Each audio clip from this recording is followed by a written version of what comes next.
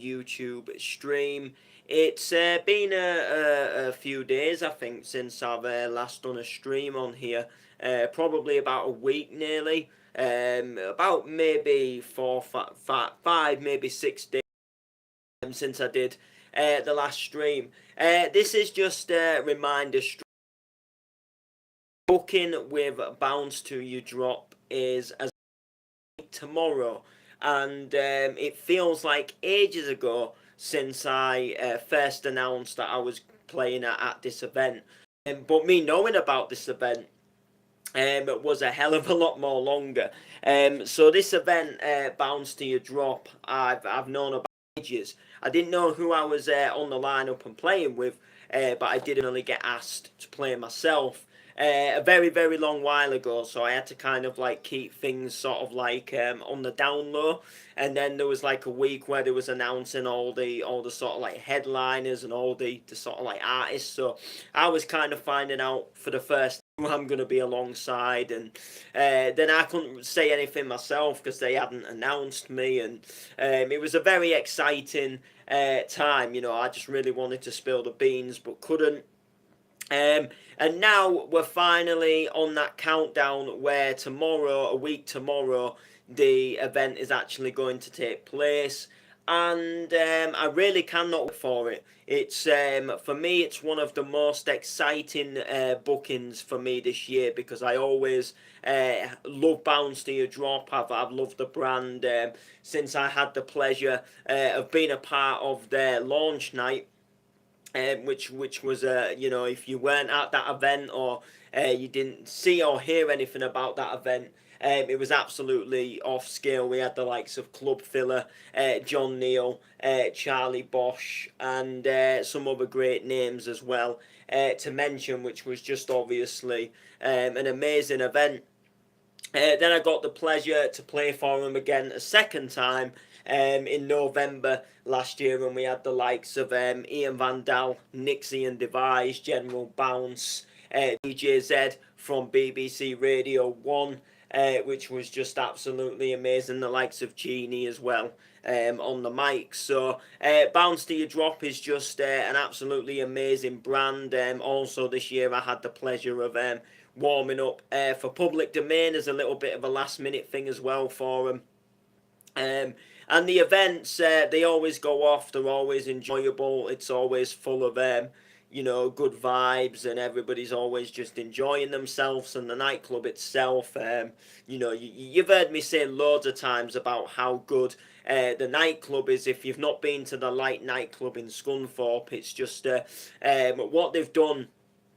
Oh, the club is kind of like a refurbished sort of old like church sort of struck chapel looking thing, and they've just done a really nice job on the inside of like keeping it sort of like original to what a church would have been in some sense, but also at the same time they've given it that real sort of modern sort of nightclub feel as well. And when you're in there and when you're on when you're behind the decks and you're on in the DJ booth and you're spinning the tunes, you look out to the dance floor and then you can see the balcony and you can look up to the roof, and you've just essentially when you're behind that DJ booth, you've just got like a view of the nightclub really. And when you just start, you're just mixing your tunes and then you just look up to that amazing nightclub.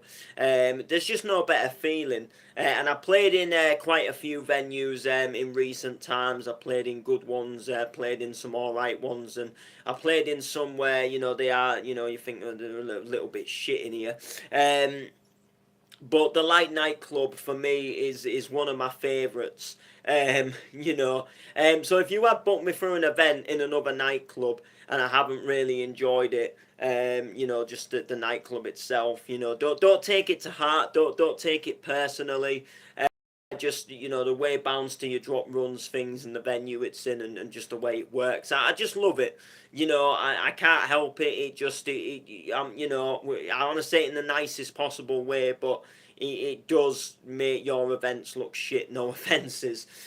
Just in my opinion, the vibe is good, the are good at everything about it. The promotion is on point, and they're absolutely, they're keen to promote. They're keen to do a good night. The promoters, they're not just in it to have a little bit of a get together and a piss up. And it's not one of these events where a flyer will go up the week before the event, and then someone will think 2 days before the event, oh shit, we better make an event page. Do you know what I mean? Or you put an event page up with a brand, and it just goes, you know what to expect in the description of the event page, and you think, well, yeah, locals might know what to expect, but if you're an event brand, and you're trying to push out, and you're trying to fill a nightclub, and you're trying to get new heads in, a little bit of a description would be quite nice, other than what to expect. Or the same banging nights as always, and then I'm thinking, well, that doesn't really give a lot of people who maybe haven't been to the night before that sort of like, oh yeah, I want to go here. It just looks to me like, oh, it's just the same little night. Do you know what I mean? But no, Bounce Till You Drop, everything, their posts, their promo videos, their after movies, that get taken, with, from footage from the events, just, the way everything is run about the event, is just done in a way that is just works for me. It's right. It's how I think an event should be ran. And if I certainly was in their position and I was running an event like theirs, a lot of the things they do, I do myself. Promotion is key, and they promote their events very well. Their events are happening. It's not something where you think, oh, I didn't know this was on. It's all over the place. That there's flyers in takeaways. There's flyers all over the nightclub. So when if you're in there at other nights, you'll know that, oh, they've also got this night happening in the same club. It's all over social media. And the way it's promoted as well, with like videos of some of the, like some of the DJs and the acts in action at, say, like other gigs, so like Ian Van Dal and Karen Parry. There's video footage of them when they've been at other gigs and concerts, and when they've been on massive festival stages, and it's all about promoting and making it look exciting, and giving people that, like, yeah, this, they've got someone like that there, and oh, this looks, I want to go here. Do you know what I mean?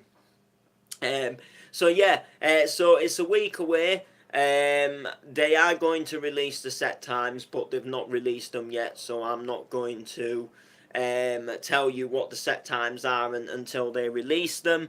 But I do believe they did say they was going to release them, so that'll be pretty cool.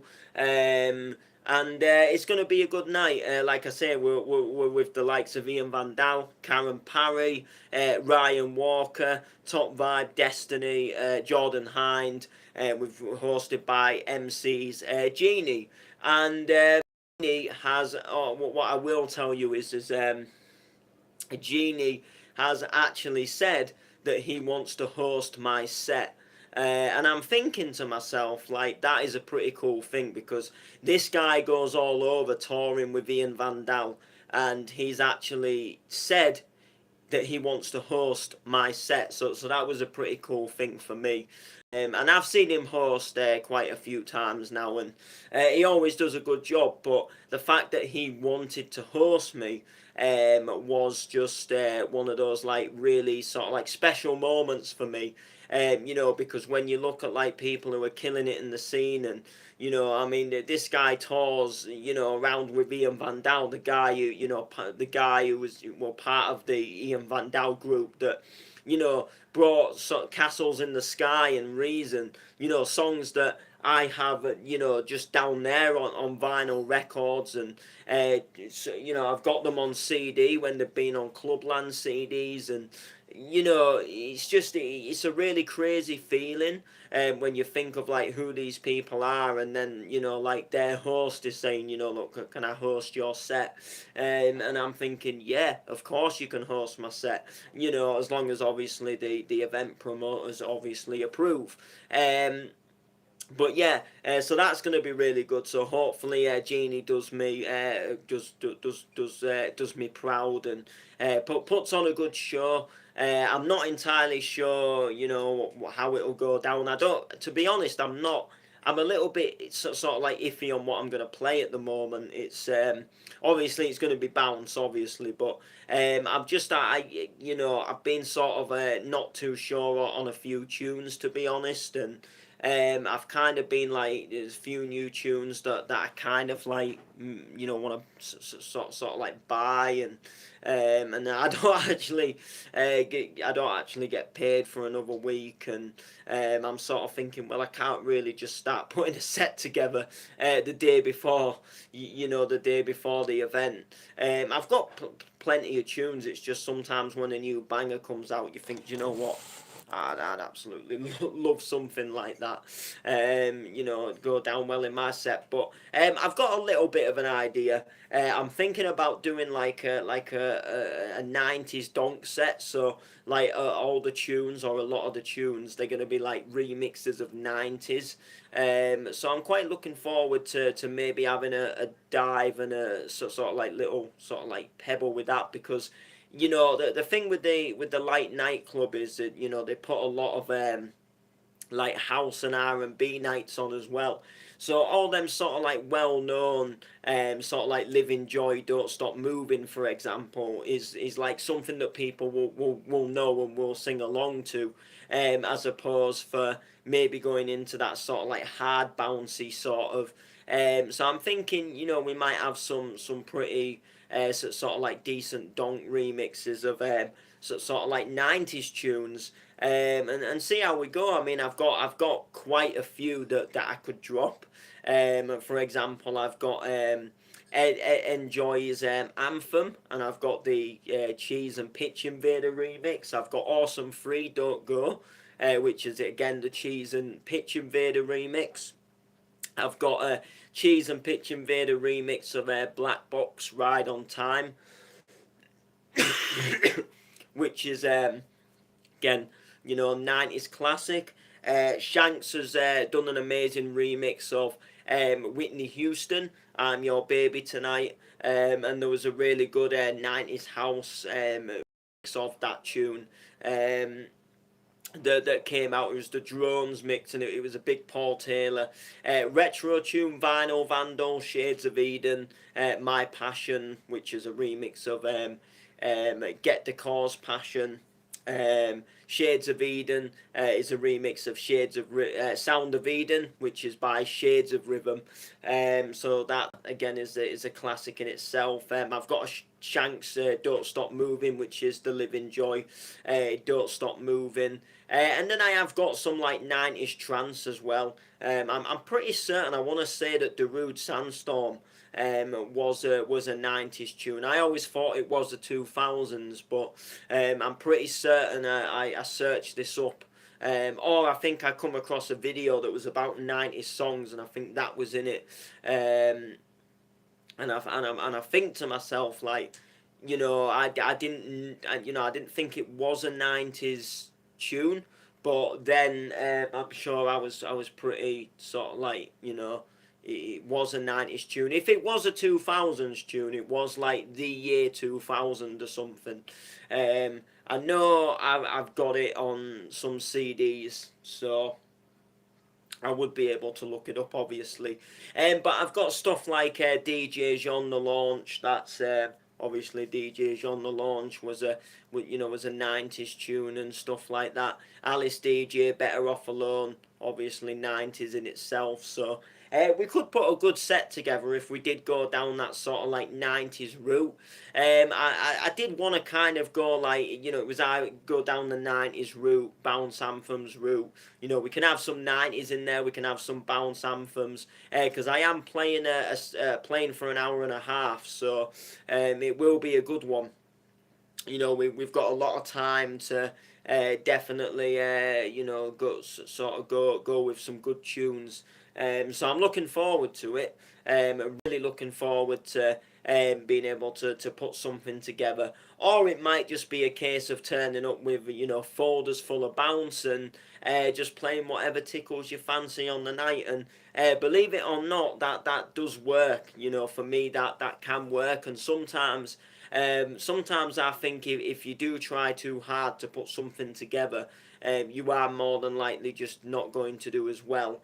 Because sometimes putting something together is all right, but then you go to the club and you're vibing something different.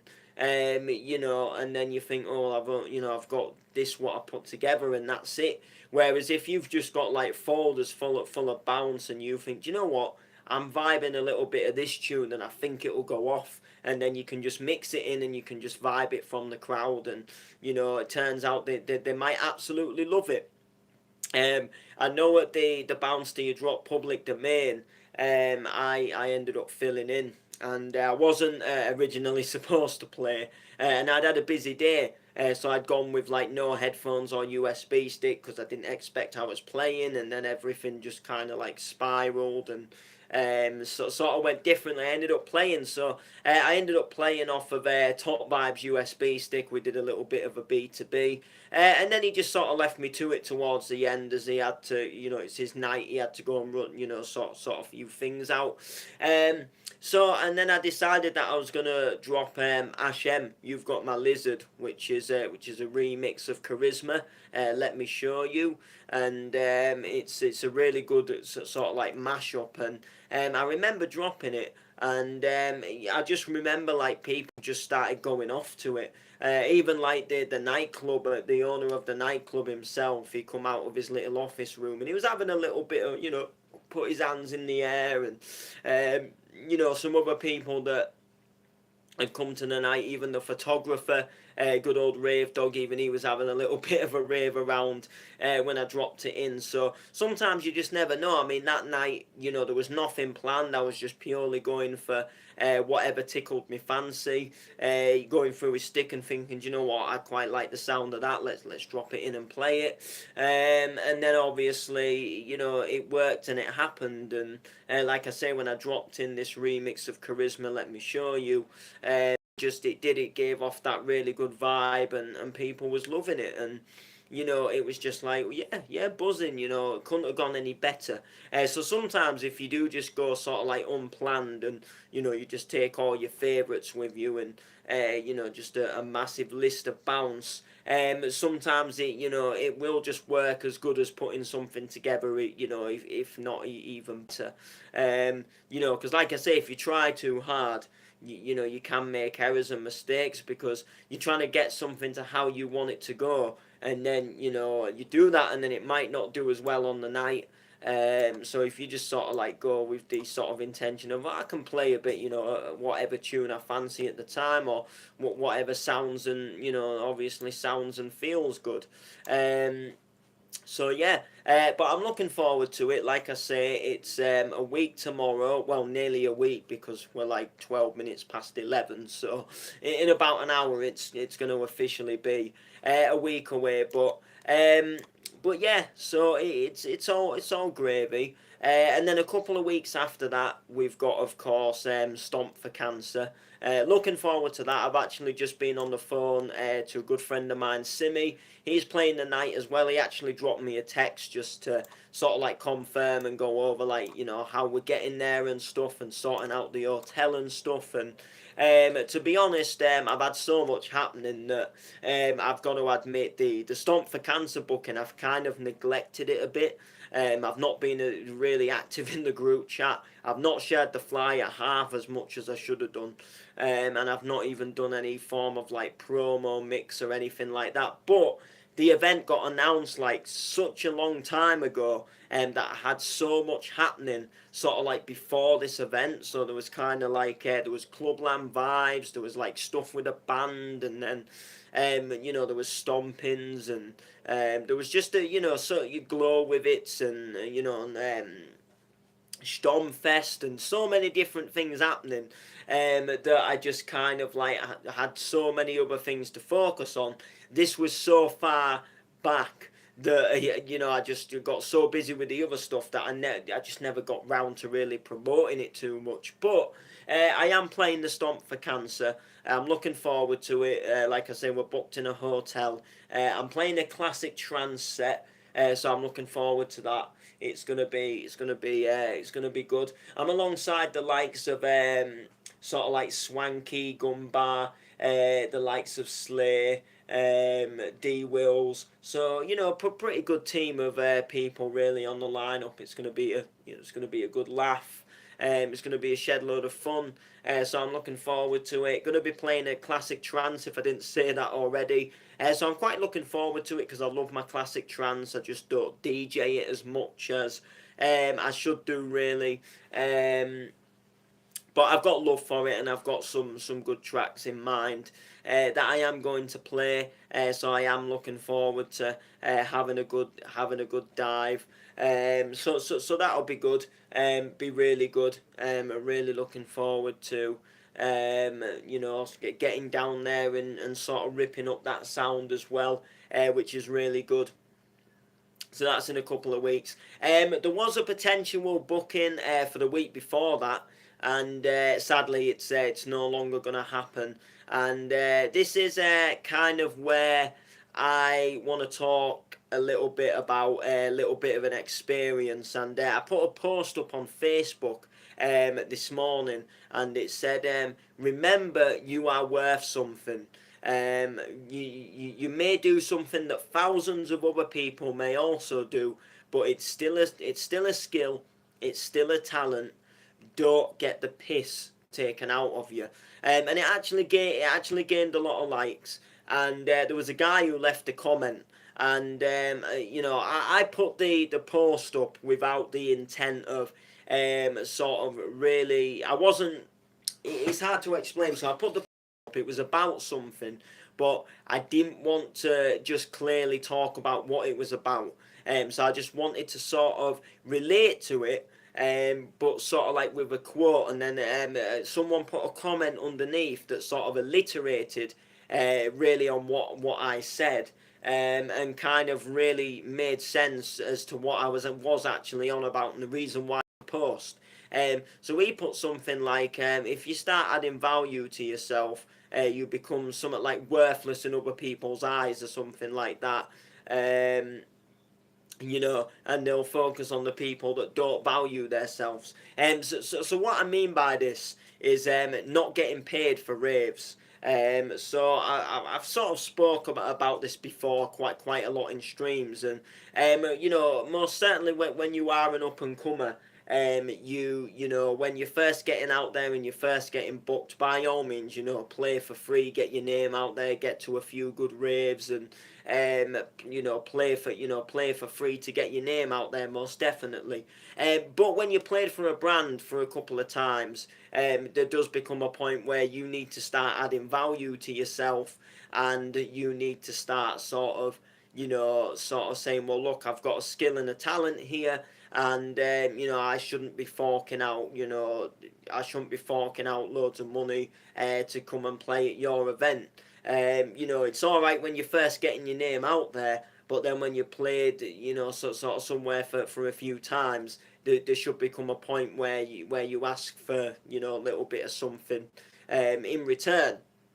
Um, so there was a post up on Facebook, and someone who I know quite well was looking for some like multi-genre DJs. And I knew the guy, so I thought, yeah, this will be a cool thing to get involved with. So I left a comment, and lo and behold, I got a text, and it was like, got this event going on, blah blah blah. How much do you charge? What do you, would you be up for playing? Are you free on this date? So I was like, yeah, I'm free on this date, and then obviously I sort of like had to think about where the venue is, and then I sort of thought, well, how much am I going to charge this guy? I'm going to quote it really, and I thought, he's a mate, so I don't want to just rip him off because I do know him quite well, but at the same time, I do want to make it worth my while, traveling, and you've got to travel and then stay in a hotel, etc. So I worked it out.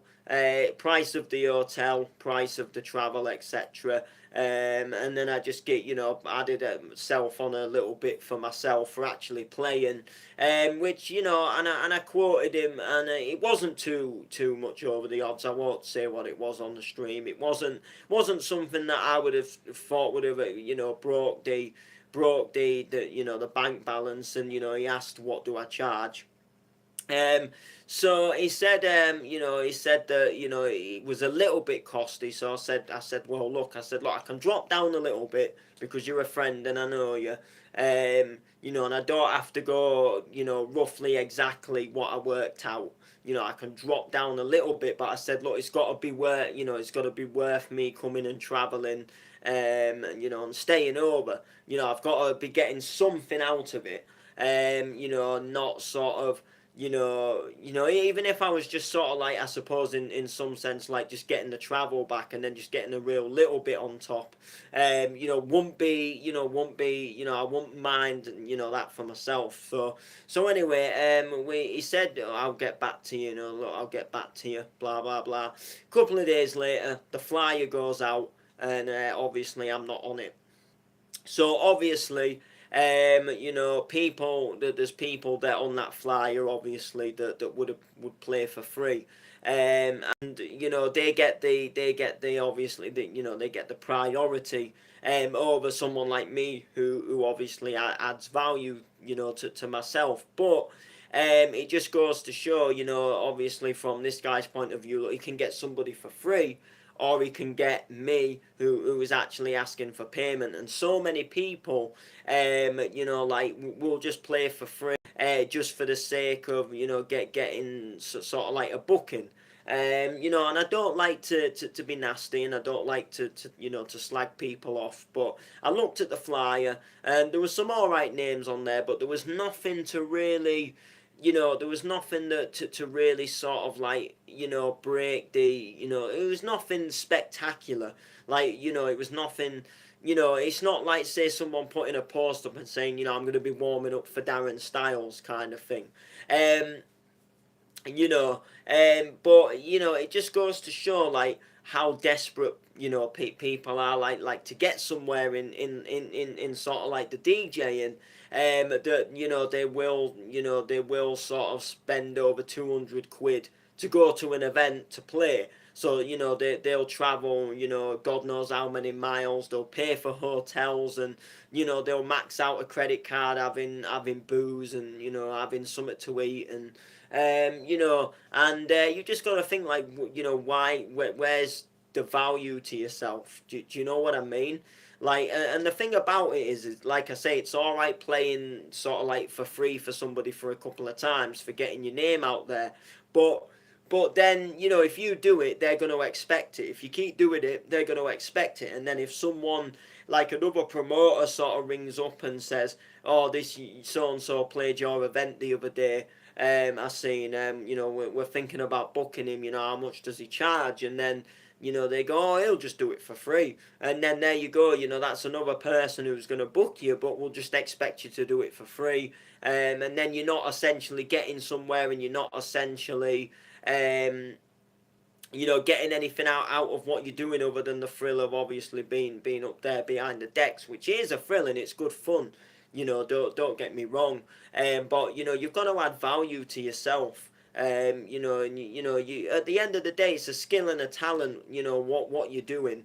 And at the end of the day, if you can mix well and you can put a good set together, which I don't want to sound big-headed, but I know I can get creative with sets. And at the end of the day, I am just doing essentially what, say, Darren Styles is doing. It's just I don't have the, I just don't have the sort of like background career that he does. I don't have, hundreds of tunes on various different labels, or anything like that. But at the end of the day, I can go behind the decks and I can entertain a good lot of crowd. And but the thing about it is these people are always gonna sort of like play for free. And they're always gonna, in some sense, they're always gonna stick in that same little clique as well. They'll play the same events, they'll play the same nights, and they'll play the same lineups with the same people that'll always probably just do it for nothing. And people won't really see any progression, from that person, whereas somebody who's always sort of like adding value to the self and getting themselves about, it's obviously like a good thing to do. Obviously, competitions, you win a competition, get the chance to play somewhere. Obviously, you can't charge for that. You've won the competition to get on some like beastie lineup. If it benefit you, then doing it for free is definitely a good thing if it's going to benefit you. But for me, when I looked at this flyer, I could have gone back to my friend and said, look, don't worry about paying me anything, I'll just do it for nothing. And then I look at the flyer and I think, well, I'm not really going to benefit anything out of it. There's nothing on there. It's not like I'm going to be alongside, say, like the next legend. There was some all right people on there. There was some average people on there. A lot of people I knew. A lot of people that I've been on flyers with before, and I just sort of think, well, it's not really gonna up my game. It's just doing another event for the sake of doing another event. Um, and I just think to myself, you aren't gonna get anywhere if you don't ask. So asking a promoter, like, even can you just sort me travel out? Do you know what I mean? At least you're asking for something. And you never know. They might actually turn around and say, yeah, yeah, we'll sort your travel out, no worries. Whereas if you don't say anything, they're just going to presume that you want to play for free.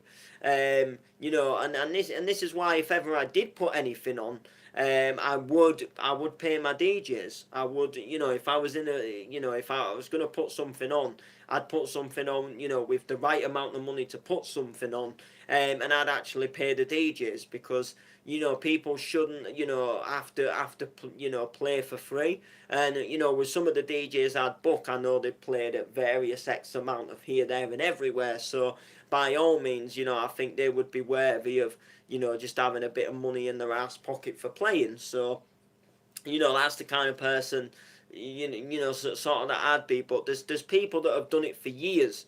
Even people that was doing it when I was a little kid playing with toy cars. And I've come into the scene, and they're still they're just playing local events, and they're just playing for free.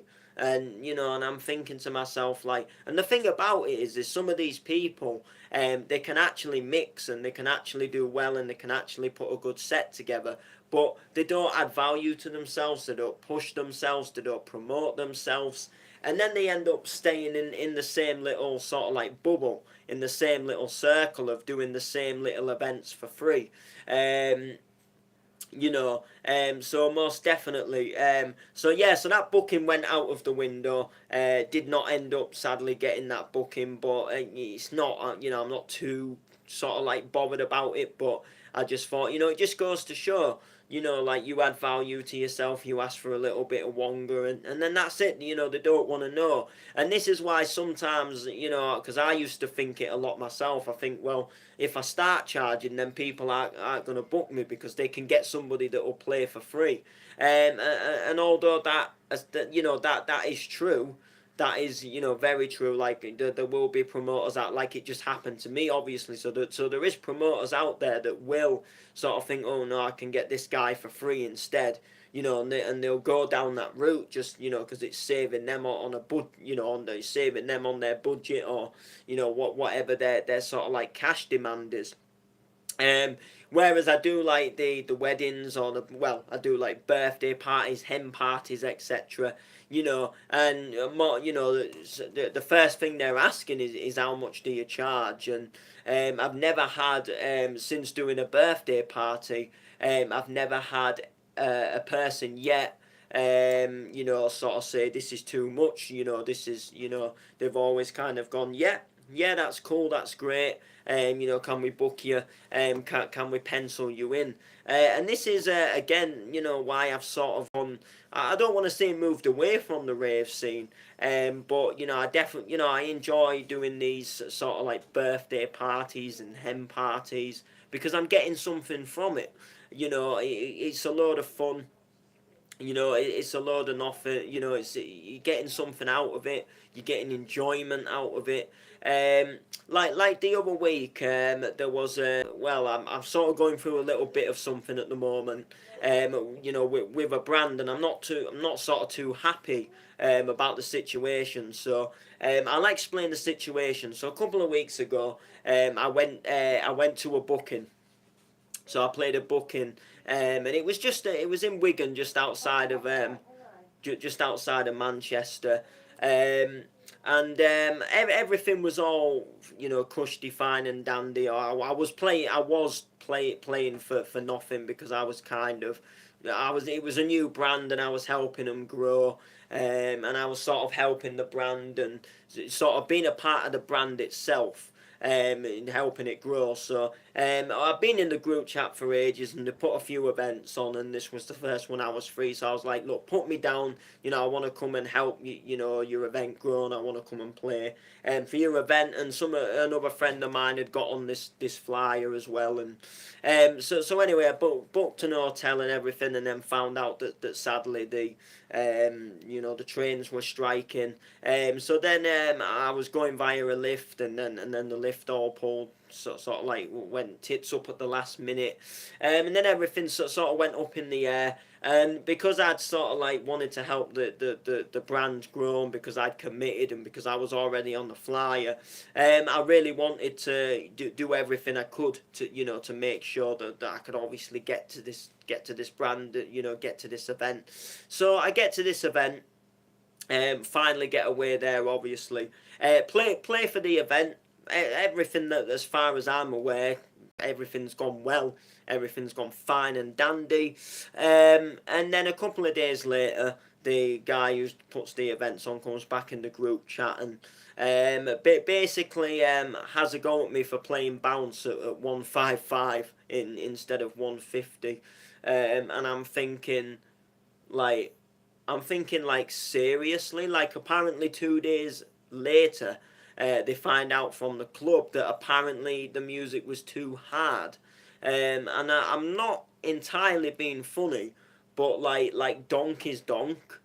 So like if you speed donk up, it's not gonna get any harder just because you've speeded it up. It's gonna sound the same but faster. Um, and then I got called a hardcore head, and I got told that I play hardcore. And he was there. He witnessed the set. He heard the set. It was a bounce set. The only thing I played a remix of Darren Styles Save Me. Went into a little bit of an harder drop, but it wasn't hardcore. And I know it was essentially a remix of an hardcore track, but at the end of the day, I played a bounce set. And there was like, you played too fast, and then someone piped in and said, like, who would play bounce at 155 in a club anyway. And I'm thinking, there's loads of people that like if you go to the Doncaster warehouse, I don't think not one DJ in there plays at 150. I think they always play 155. Even some of them play at 160. And I'm thinking to myself, like, like, there's no rule. Like, you can play bounce at 155 if you want to play it at 155. And then anyway, there was a little bit of I'm a little bit peed off, and like, as if, they put me on for this, one night, and this other guy who also played above 150, and like, and trashing we're trashing the brand, and thinking about, like, maybe dropping some people from the group chat, and we play out all the time, and we're hardcore heads. And I just thought, what, like, I did everything I could. I even chipped in to help the flyer get made. That's how much I wanted to help and support the brand. I've been in the group chat more or less since day dot. And always liked and supported. I've always shared the flyers and things. I've always supported people who have posted tracks in there. I've been so supportive of the brand. And then they just sort of say, just because I played at 155. Like, if it was such an issue, if someone had just come up to me at the time of me playing at this speed and just said it, it's a little bit fast, can you just slow it down just a little bit? Then I would have just gone, yeah, no worries, I'll slow it down, because I'm not a cunt. I'm not a nasty person. I wouldn't have gone, no, fuck you, I'm going to play it at this speed and that's it. I'm a nice person. And I will reason with people, if they ask nicely and say, look, you're just playing a little bit too fast, slow it down. But the fact that no one says nothing, and then everyone's like, oh yeah, great set, banging set. So I'm thinking, yeah, I've done all right, blah blah blah. And then next thing I'm playing too fast, and they're gonna on about dropping me from the team, and sort of because I play out quite a lot, and I play hardcore, and I'm thinking I don't just play hardcore, and I've sort of done a lot more bounce in recent times as opposed to hardcore, so I was kind of thinking to myself a little bit like, it's not really nice, is it really? And then next thing, the group chat goes quiet for days. And then the next thing, another flyer comes out with the next event, the next date. No discussion in the group chat. Nothing whatsoever regarding the event to say, look, we're doing another one. This is who's playing the next one. So I'm thinking, well, have they made a secret? Have they made another group chat? And sort of like done it on the sly, so they've not removed us out of the original one, so it doesn't look like there's been a new one that's been made, and then they've just made a new one to discuss the next events, sort of without us, and then a flyer's just gone up, because it seems weird how a flyer just goes up and then there's been no discussion and no one saying like, yeah, I'm free that date, blah blah blah. And I just kind of thought, like, little bit annoying. I went to Earth and back to support that brand, and and even though when my lift went all tits up, we paid, I paid, well, I got it paid for me, but it was owed back, like a 71 quid taxi, so I could get so far to get a lift. And even if I'd have still been going on the train and the hotel, it was still costing me a lot to come to this event. I don't mind helping someone out, and I wanted to help the brand out, wanted to help it grow, but then to have all of this, like, sort of like shadiness, and all of this, like, almost like bitchiness after the event, it just really sort of made me think, you know what, I've done nothing but support your brand, and the thing is I didn't even play hard. A lot of it was bounce anthems. There was like bounce anthems and trance remixes. The only thing is I played at 155. It was just a little bit faster. That was the only thing, and I just really did not see where the great issue was. But in their eyes, it's a big issue, and you can't play bounce at 155. You play it at 150, and I'm thinking, you don't have to play it at 150.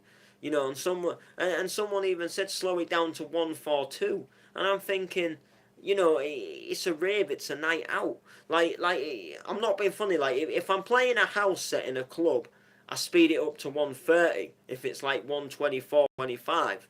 And I've never been told, oh, you're playing that too fast. I know people that play like 170 hardcore at 180. Like there's friends of mine that will not play, will by no means will not play hardcore slower than 175 if it's produced at 170, and no one goes up and says, oh, you're playing that too fast, it's too hard, it's too heavy.